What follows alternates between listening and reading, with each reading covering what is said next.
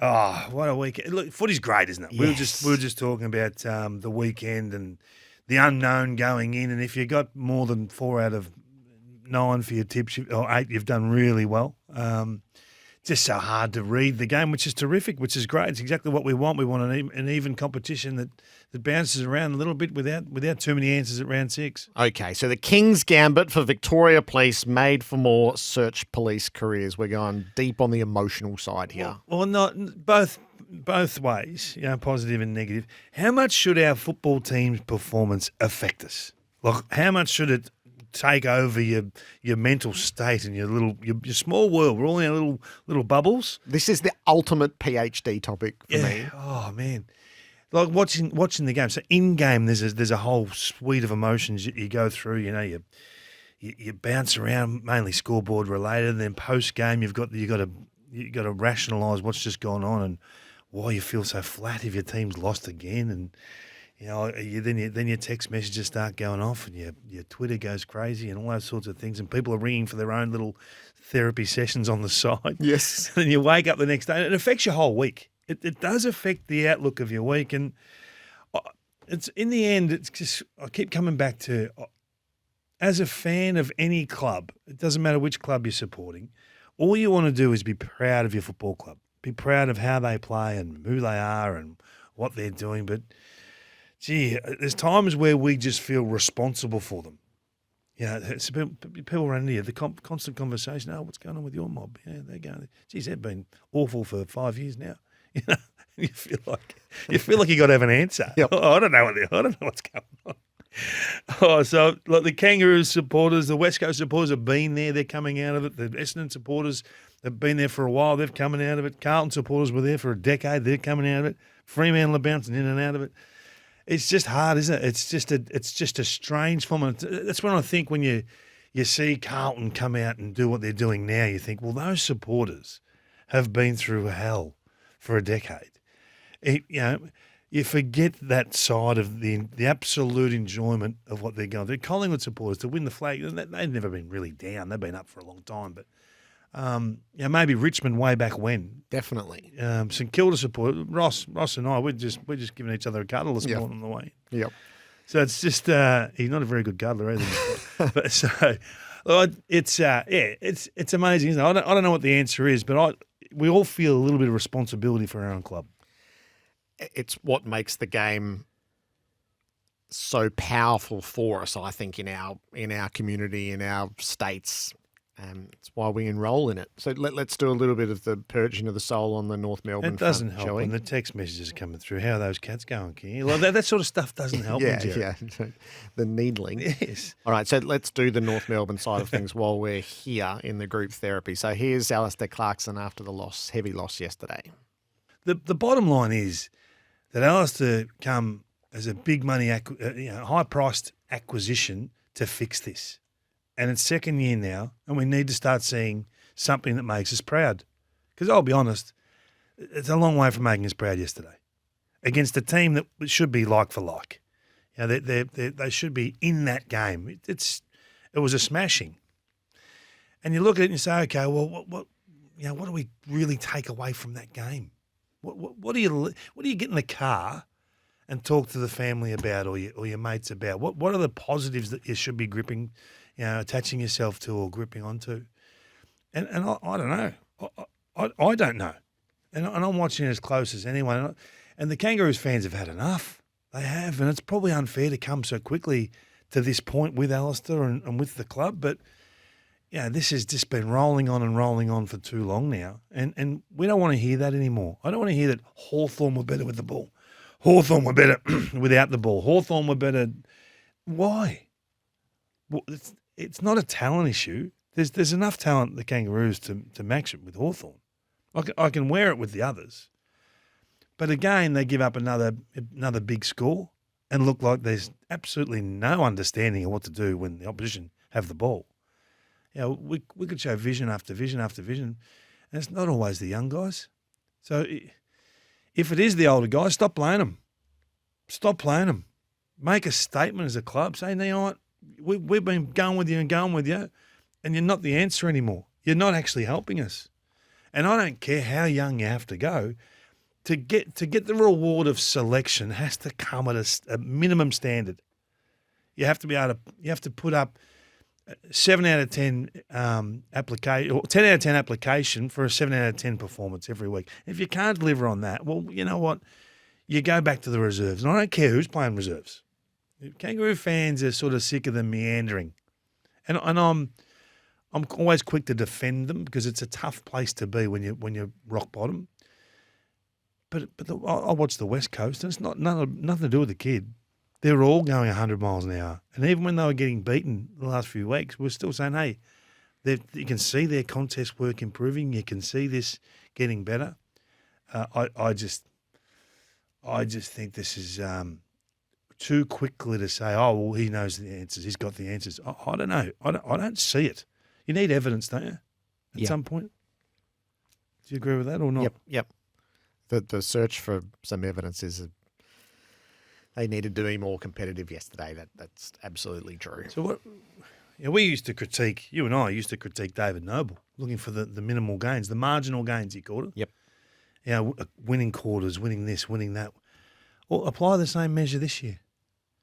That's a second pre-season, but 2 pre-seasons now to work on this defensive. If it's going to take 4 years to work out the defensive system, well, maybe you're not the man.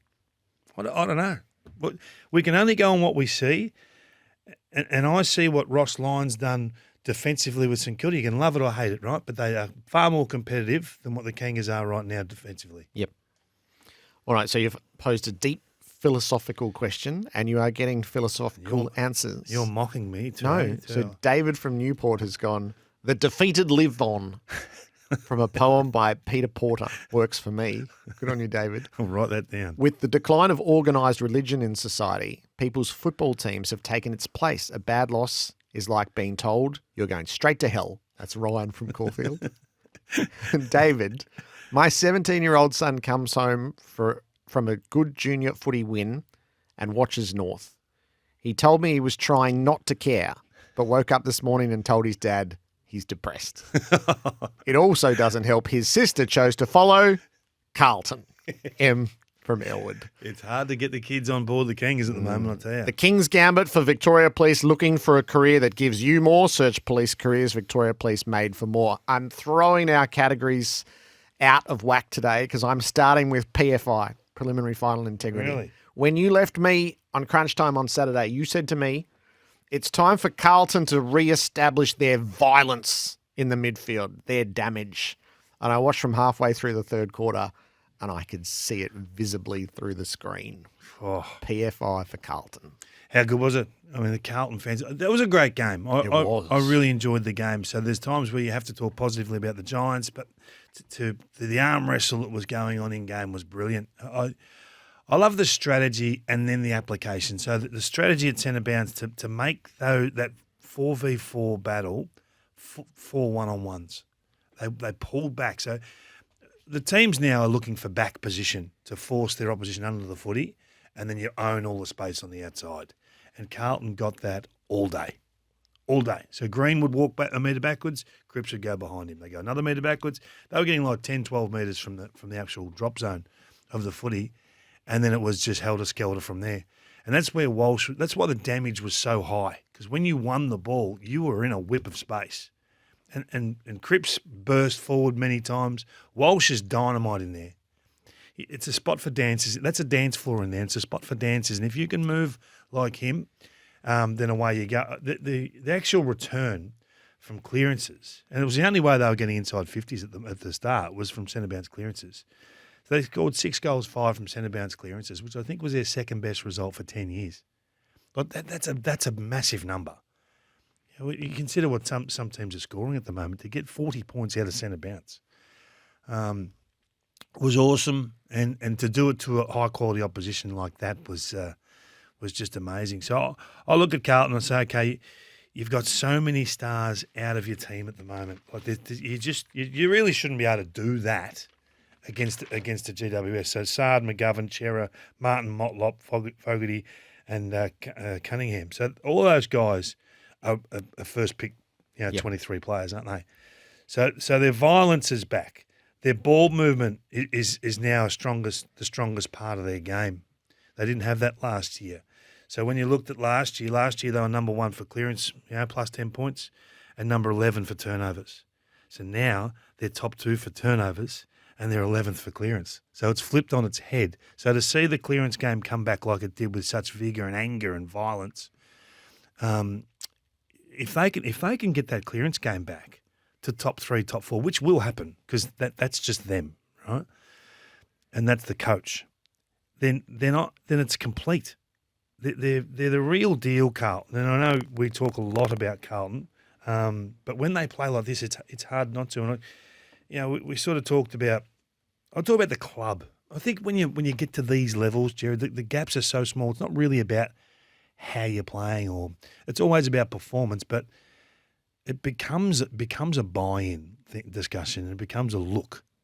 They look at each other. Hey, need more from you. You don't have to say anything. The look of a captain staring down a young player. Hey, come on, let's get going here, or let's move on. Get on with the next bit of. Everything just becomes a look, and I think they're at that stage. Michael Voss has done an amazing job, and the stability of this football club for the first time in a long time is allowing them these small wins. The way Walsh has returned, back from, they're talking a lot about the rehab department, losing players and all that sort of stuff. But what they've done with Walsh has been unbelievable. He's had 70 touches of the footy in 2 weeks. So I'm excited about Carlton. And I know you were a couple of weeks ago as well, and we got a little bit wobbly after they lost one, but you're allowed to assess along the way. What's missing? What else do we need to see? They now have the system and the pieces to execute that. So I was thinking, while I was watching that game, you're thinking back over so we've been doing this for 7 years now. Those years of Carlton when they were just hostage to injury. Oh, they're missing this player and this player. But they didn't have a system built to be able to absorb any absentee whatsoever. It was like the eternal wait for 22 stars to be on the field. We just don't have it. Now they've built a system like the best teams do, and you plug in parts. They have quality where they need quality. They have resilience to absorb what goes wrong. 20 points down halfway through the third quarter, they are at the edge of the plank at that stage, and it sparked them. That's the look in the eye, and it goes around, and their best players go to work, but everyone's in on it. Yeah, so Durden and Cottrell they're all there. Yep. And the message comes through on the text machine here, and you got to not look at it at times. But there's not a one game reaction. What we're talking about is evolving in season, right? So they made a drastic change of going from to one ruckman to two ruckman. So that's a big shift. So that's got to pay dividends. And it's not working for the other teams who are doing it. So it's a massive concession that you need to lose a position of running support. So they go to Pitnet in the last 2 weeks, and their clearance game's just gone boom. Now, Paddy Cripps apparently has said something to coach along the lines of, hey, what about we have a look at Mark again, because I think the young fella's going really well, but he needs a bit of help, and we need him fresh when he comes in the ruck. And so they're the sort of things that we have to assess on the run. So, of course, it's a week-to-week discussion. So they've found answers in motion and are getting the wins along the way. Yeah, they have preliminary final integrity in abundance, Carlton, and they will feature prominently in the seedings. Which is disappointing because I really don't want them to be good, Gerard. Like it's when you're down the bottom like Ross and I are, we don't want these other teams to be good. We don't want anyone to be any good. This is the season off. The big issue. So the Brisbane Lions, it's the Shamar Joseph curse, I reckon. Since the West Indies beat Australia, the Gabba's getting invaded and raided on a regular basis. The Lions are 0-3 at home. They're 4-2, so they set a few things right with the win over Melbourne. 2-4. Torrential rain, I always think, compromises that game. But the big issue, so where are the runners up as we have a ladder that makes sense for the first time and they're in 12th? Well, do you have to finish top 4 to win it, Gerard? Rule of thumb, yes. Yeah. Well, that's on a knife's edge now, isn't it? Because they've lost 3 at home. So last year they're 11 from 11 at home, and they win 6 on the road. So they've stacked their 17 wins, gives them the best chance to get themselves to a grand final to win the flag. That's what you have to do when you're a West Australian or a Queensland-based team. They're the facts, because the travel's just too taxing. So you look at their home games to come: Suns, Richmond, St Kilda, Melbourne, Adelaide, Sydney, Giants, Essendon. So they're going to win probably 6 out of 8 of those minimum, potentially 8, but probably 6, 7 or 8. So they've still got to find. They can't be 6 from 11 on the road anymore. They've got to be better than that to get themselves into the top 4 hunt, because we know that you've probably got to win. Now, Craig McRae talked on the weekend about they aim for 14 wins in the home and away season to play finals, and then they talk about 15 being the bottom range of a potential top 4 finish. With the extra game now, we elevate that to 16 wins. So they're off the mark. This is the problem. Is that when they're starting to lose games at home, they're going to lose games on the road, because we talk all the time about on the road, 40% strike rate. Play a top 8 team, 25% strike rate. Play a top 4 team, that snaps in half again. It goes to about 15%. So it's bloody hard. It's tough sledding now. So they've put themselves in this situation. We gave Chris Fagan huge raps for the way they set up and beat Melbourne. But as soon as that game turned to a wet weather game the other night, they had no idea how to set the field up. Chris Fagan had one-on-ones behind the ball. Chris Scott said, no. You're not having any fluky one-on-one victories hit the scoreboard against us. We'll be holding a loose man. And then when Stewart went down, Guthrie turned into Stewart for the next 45 minutes, 50 minutes of footy. They were not going to allow one matchup to hurt them. It was 2v1, it was 3v2, it was 4v2, and numbers swarming back. And it's nothing to do with. It was nothing to do with efficiencies after that. So the game was going to be a dour game, and it was going to be twice as hard to score at one end as it was the other. And that's how it mapped out. Now you can argue about players doing this, players doing that, mistakes here, mistakes there. It was always going to be a mistake-laden game, but it was one in the coach's box. So you can't – I mean, it's hard for a Brisbane Lions supporter to hear that, I think. But when you watch that game, if you're watching behind the goals, you're thinking, how are they going to get through? And that is Geelong. I mean, notionally they defend their own goals first and take what comes after that, and back their talent to get it done in terms of scoring. But I think they're in real trouble now, missing top 4. So that changes everything, doesn't it? And I don't. If that's the case, well, we'll be talking in 6 weeks' time about whether they can win it or where you sit. But that's your own belief as to whether you can win it outside the top 4. But they've got a fight on their hands. So that side of that coin is Geelong, and you've got them in the they got that right category, and you're going to take us back to the 80s here. Just put a little bit of audio. They're back. They're annoying, Gerard. They never really left. That was the last time they missed the finals, I reckon, Geelong, 1982. You just have to marvel at their ability to get the absolute best out of all of their contributors. All their forwards seem to play such selfless football that not a lot has to go right for them individually to get the lick of the ice cream. And they're just so consistent. They're hard to play against. And so you have to give Geelong their credit. No, I didn't think they'd be as strong as this, and I agree a little bit with Nathan Buckley, what he said this morning. Yep, the quality of opposition hasn't quite been there. That's not their fault. They've done what they had to do in terms of the draw. But again, they're ranked number 1 on all of our stuff without the footy. You know, that's the benchmark and the hallmark of great teams, is being hard to play against and difficult to score against. So that they're there again. Their offensive stuff's around the mark, but it's not absolute, because they're just going to be tough to play against. So good to see Danger back, running around. Yeah, Stewart's going to be a loss. So they've got Carlton this week. Huge game. We're all going to look at that.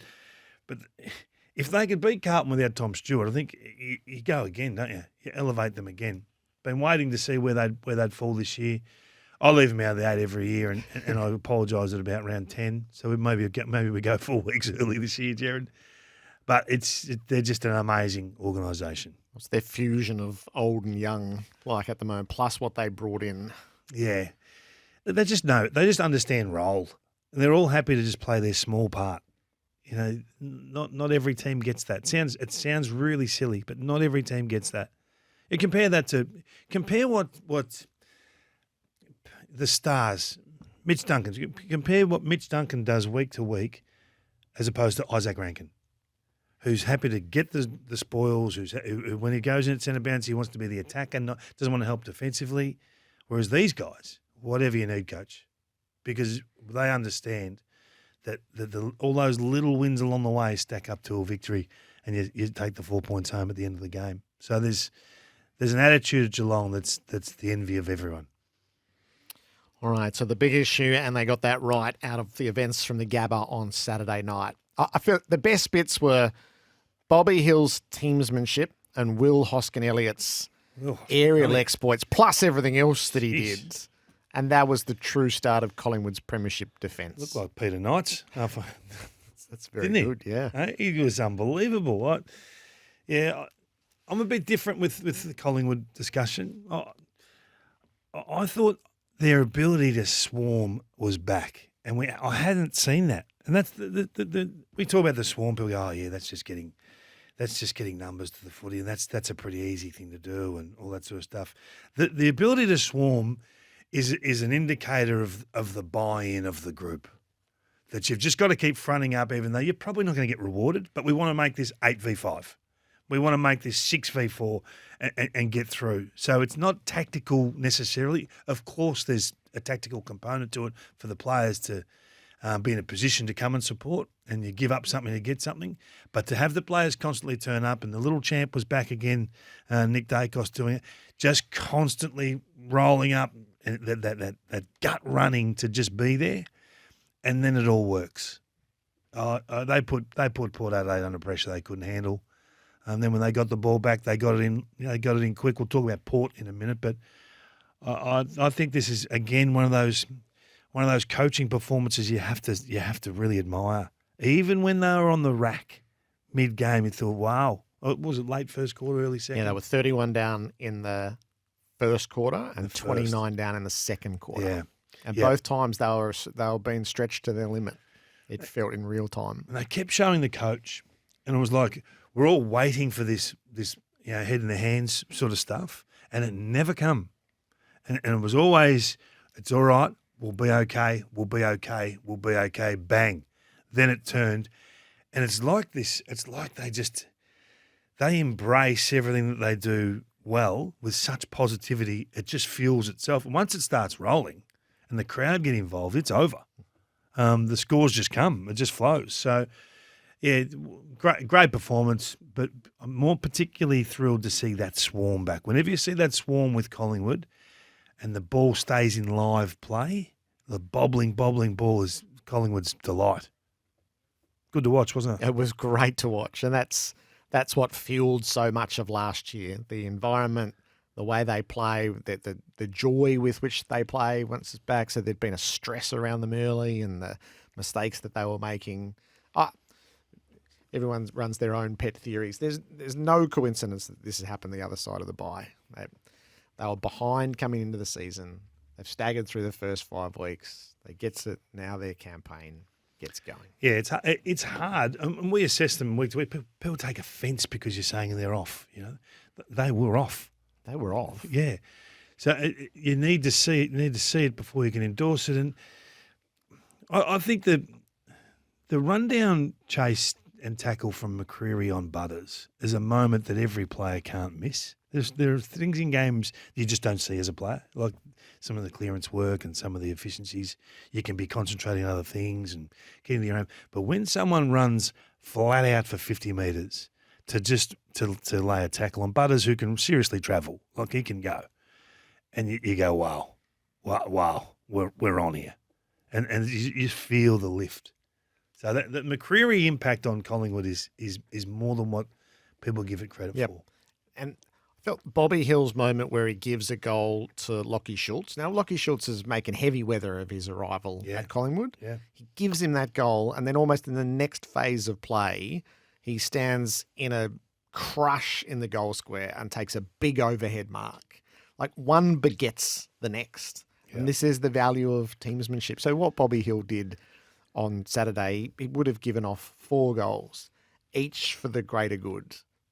The McRae edict, they're not your goals, they're our goals. Yeah. And maybe that's the luxury of having a Norm Smith in your back pocket, but that's what it looks like. Yes, you can kick all those goals yourself if you want, but these are the team goals. And it had a material impact on the way the team grew. I don't want to sound disrespectful, okay? So I hope this comes out the right way. But watching that game back again Saturday night, late, I'm sitting there thinking, am I really tracking vision of these role players?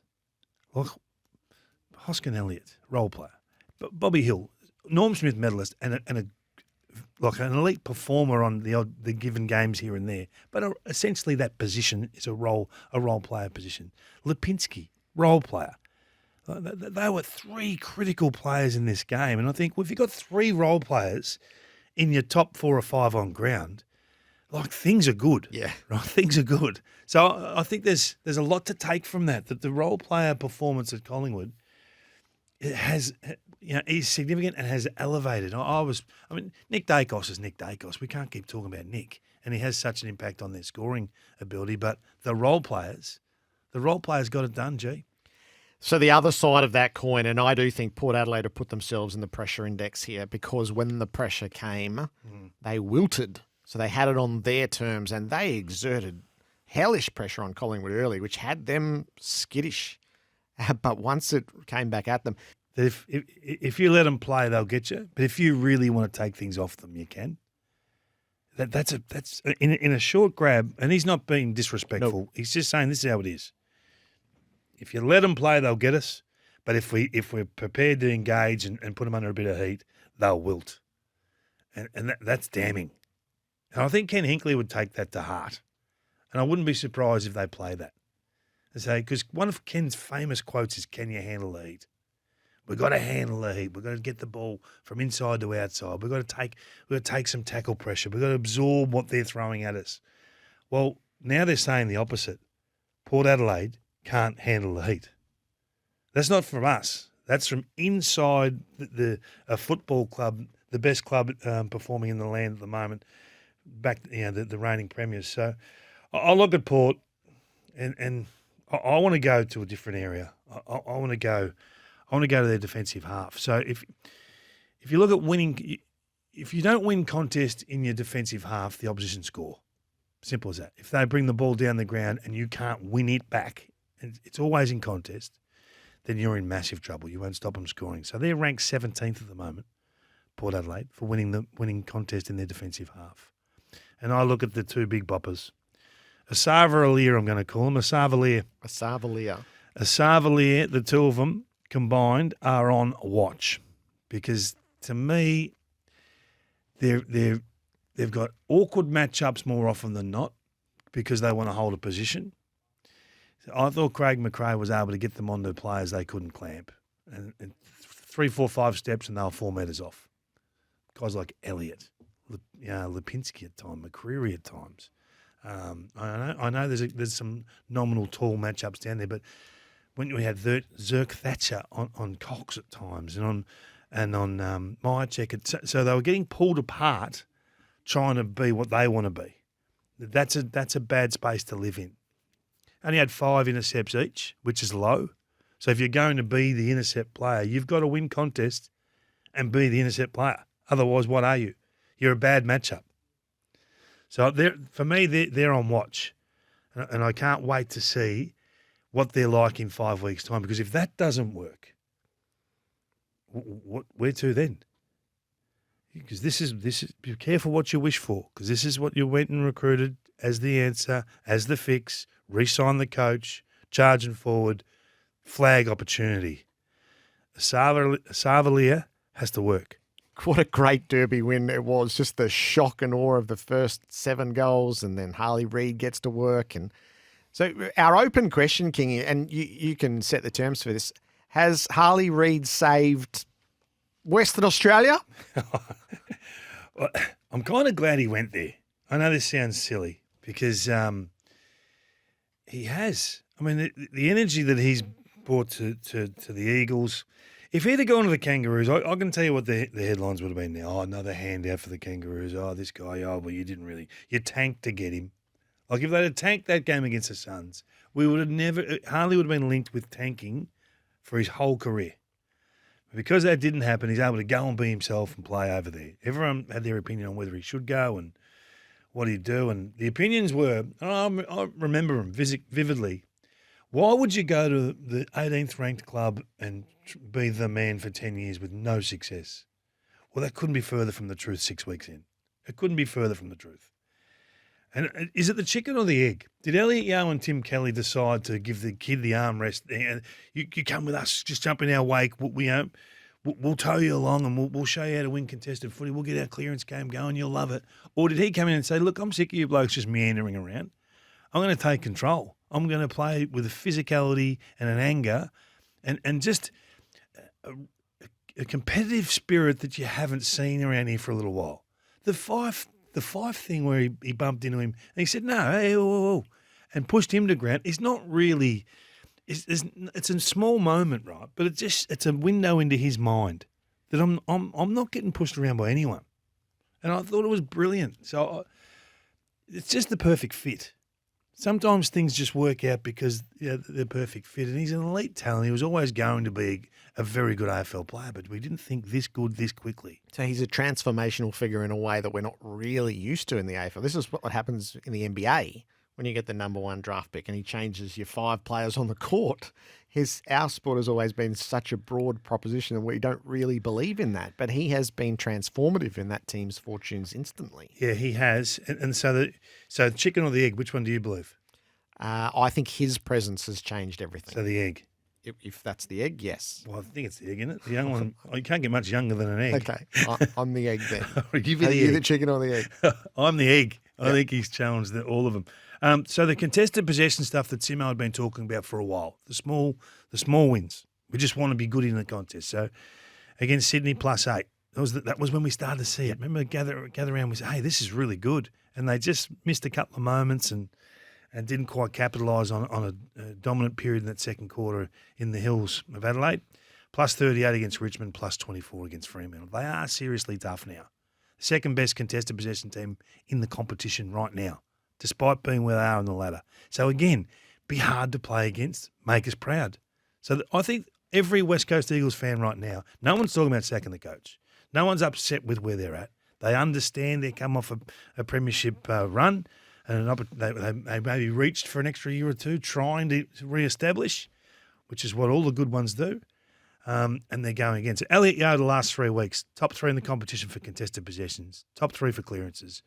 I think he's number 1 for score involvements, and he's had half a dozen shots at goals himself. So I think there's a lot to do with their leaders, and I love the way they talk. They all know they're in a rebuild phase, but we're going to enjoy the ride. Ross Glendenning should have walked out and just taken control of things and given the medal to Harley Reid. You know what, Ross let the theatre. He let football down the weekend, Ross. He's got form. He can do it. Do you think he was rattled by not getting over the previous error of 25 years ago? I reckon even Ashley Sampi would have given that to Harley Reid. David Mundy. Come on, David. It just would have been such a great story. Yeah. And such a moment for the football club. Maybe that's why he didn't do it, David. Maybe ultimately Fremantle had a small win in the Derby. If there was a ballot paper this coming week that had Harley Reid and Basil Zemplis on it, who would win office in Western Australia? Baz will be lucky to score. Teams who believe that Bland is beautiful, and you've been on red alert for this for 18 months. So there's nothing worse than watching a slow burn at AFL level. We put on the radar the Adelaide Crow midfield very early, and they resisted that, and they didn't like that feedback, and wasted 2 weeks before they corrected. Now their season's over. The St Kilda Football Club have that discussion right now. Do something about this mix, or just meander along with meaningless football for another 6 weeks. And I think when you look, it's more about the mix. You don't need 4 dancers in at centre bounces. You don't, but you need one. You can't just have Ross, Steele, Windhager, and the ruckman and expect to burst out of clearance. It's not going to happen. Carlton have Sam Walsh in there.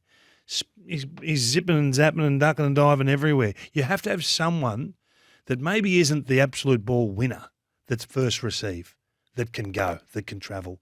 So get someone in there that can. And I don't care whether it's Brad Hill. Sinclair's not that player at the moment. I don't know what's happening with Jack Sinclair. I don't know whether his health's there or not, but they've been reluctant to use him in there, and he hasn't been as effective when he's gone in there. So that's St Kilda's problem, and we're going to watch that. Fremantle, their ball movement is so boring that I think it saps them of their own energy, their own drive. And they kick back against this. And Nathan Buckley said, it's a character assassination. Nothing to do with him as a person. We're talking about the personality of this team is boring. They were 4, 5, 6 goals down on the weekend, and they start chipping the ball around. I'm going, what are you doing? Well, time is going to run out. You've got to play. You've got to go. And then the explanation's always the same. They looked timid in the contest. And I just wonder whether so much uncontested game has taken away from their ability to engage in the fight, because they weren't really breaking tackles. They weren't threatening to step through holes. They weren't getting the ball from inside to outside, and then they drop into this other mode. And I think I look at it and I say, I don't care how many home and away games you win playing like that. I just don't care. It will not win in September. And we've had this discussion before again about Fremantle, and they don't like it. But show me where that's worked, and I'll come back to your side of the coin. But right now, they've got to fix this bland brand of football, because it's not going to help. I feel sympathy for Toby Greene, not on the old and tired stuff around the Toby tax and getting singled out. Just feel like in this instance where he's the leading forward having the ball kicked to him, in the confluence of events, how can he get out of that collision without being suspended? So you played the game, King. Just step me through what Greene did wrong. Because everyone's done their job right so far. I just want to be clear on that. The MRO has to grade this. It should be a 1-week suspension, and then we get to debate the nuance of it. What did he do wrong? So he's coming at the ball. So he's got vision of the ball and what's in front of him, what's coming back. So he sees him. And then he's trying to work out the timing of when the ball's likely to arrive versus the opposition player, all those sorts of things. He would have been in this situation 1,000 times. So he, in my opinion, he understands that he's going to have to either find speed to get there quickly, which he does, and then the moment he doesn't think he can arrive and take the mark, he turns and braces to protect himself. That's the problem. That's the problem. And people are having a tough time understanding that. But at that point, you put your safety above the other player. Why do we say that's fine when the game, in a legal sense, it has a duty of care for both parties? So you take one above the other. What should he have done? What should he have done? Well, I don't think he did a lot wrong. So we talk about this every week. I think Chris O putting it to the tribunal is the perfect route. If you want to argue it, go and argue it. That's right, yep. I keep saying it. I don't like the assessment format we have. It needs to have a different table of its own. If we're going to really look after the head trauma side of things, let's do it in a reasonable, common sense fashion. It has to have a level of intent. I don't think at any point Toby Greene had the intention of hurting the other player. And in fact, the other player got up buoyed and took his kick, and the game rolled on. So I would be more than comfortable with him getting off, right? But I think we have to go through this phase to come out the other side, because if we don't, we'll be stuck in the same situation of constant head trauma and concussion and losing players like Nathan Murphy again. Yep. So I've just been trying to think through this, how to make the case tomorrow night. So when Greene leaves the ground, he has to make the case that he was going to be able to take the mark.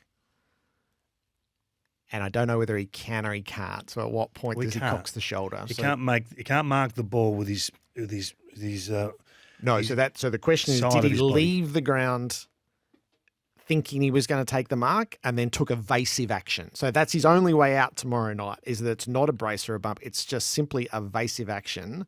What's a brace? then I don't think he can beat it. I don't think I think he's got a tough case to beat it. I'm not hell bent on this one because I don't think he went to hurt himself. And the question keeps coming back at me, but he's allowed to protect himself. I don't know if he's allowed to protect himself at the expense of the other player. That's the significant part that people are leaving out. So when he jumps, he doesn't. Does he have all the information? Does he know he's late when he jumps? And you can argue that. And you talk to a player you need to talk to Dermot about this. When he jumps, does he know he's late? Right? And if he knows he's late, then it's all about protecting himself and making forceful contact. If he's not sure when he jumps, then I've got some empathy for him. But again, these players have been in this situation thousands of times, and they understand the split seconds involved. Yeah, so it's the last step in leaving the ground. That's where the decision is, rather than in the final moment of contact. Yeah, so that's the approach to the contest. Well, it's as late as that. Yeah, put it that way. So if we can at the end of this season, I think we need a new table with the levels of intent. Did you mean to hurt the other? Were you going after the other player in effect? There's levels to that.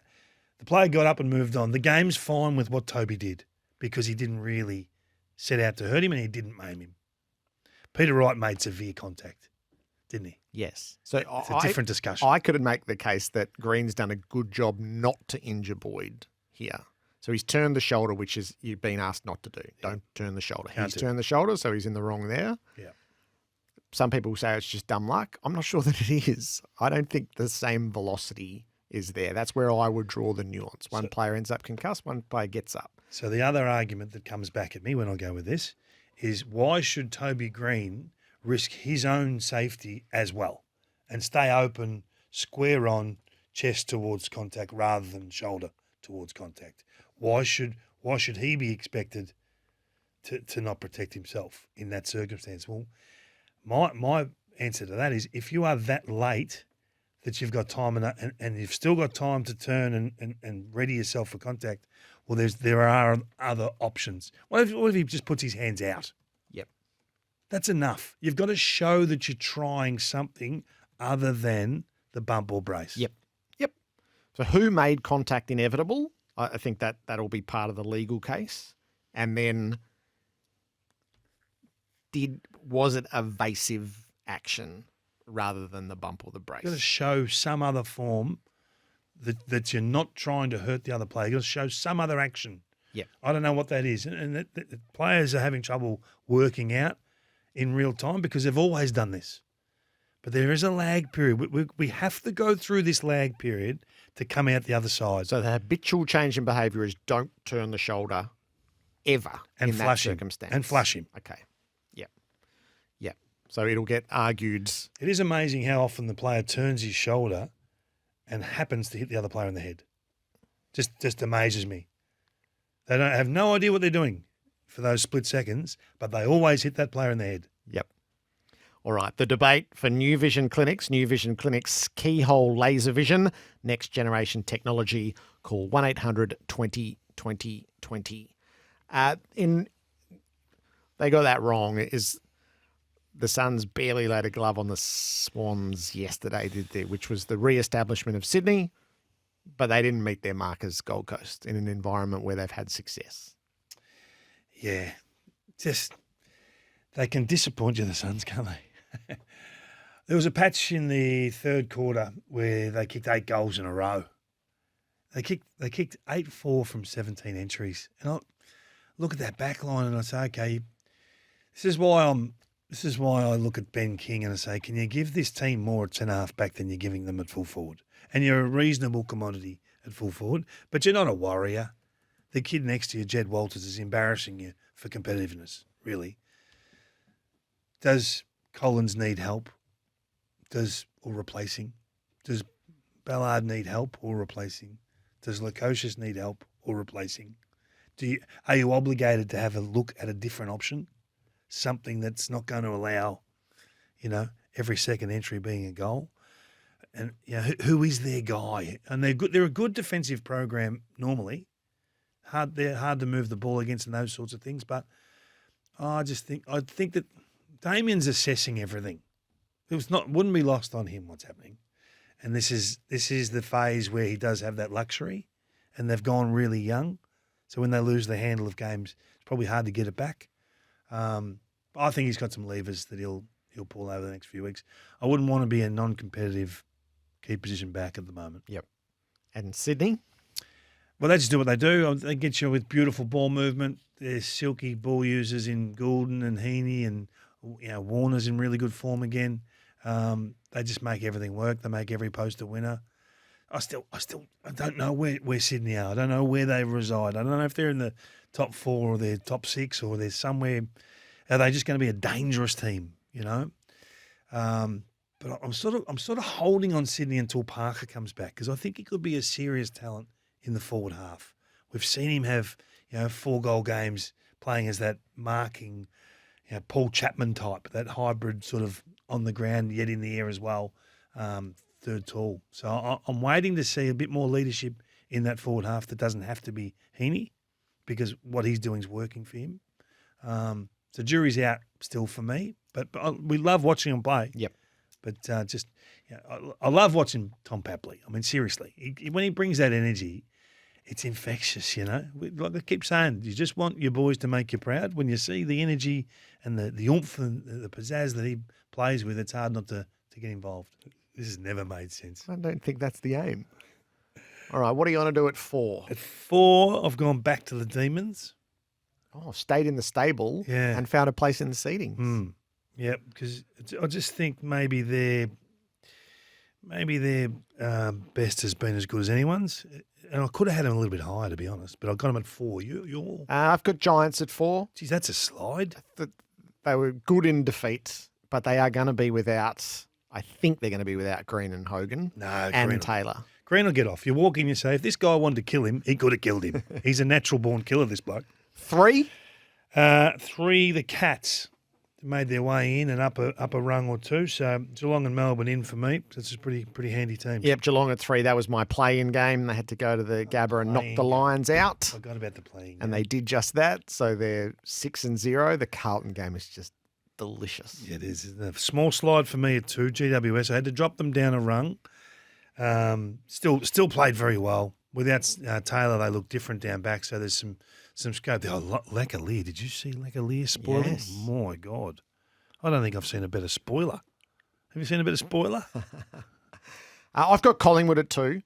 That was a performance What? so compelling and a reminder of what the standard has been. Where did they come from? What number? So they're, what are they, 11th on the ladder, but they're 2 in the seedings. You go, no, if you're going to play that footy. They're 2. Yep. And I nearly had them 1. In fact, I left the MCG driving home thinking Collingwood's my 1 seed. No. But then I got home and watched Carlton. And the Blues are my natural 1 seed. 6 out of 7 weeks they've been my 1 seed. Can't believe this. You got Collingwood. Yeah. You're easily 1, aren't you? No, that You was swayed quickly. that's a return to what we've known. It wasn't an outlier. That was I know what this is. I love what this is. Carlton for me. They're the most complete model we've got at the minute. I think that their clearance game's back. Their turnover game's strong. Their injury list will correct over the next few weeks, and I think we're going to see a better version of them in round 12 than what we're seeing now. I reckon you're slow on Collingwood. Well, I didn't say I was slow. I think you're very adventurous with your seedings this week. I think you've forgotten a few teams.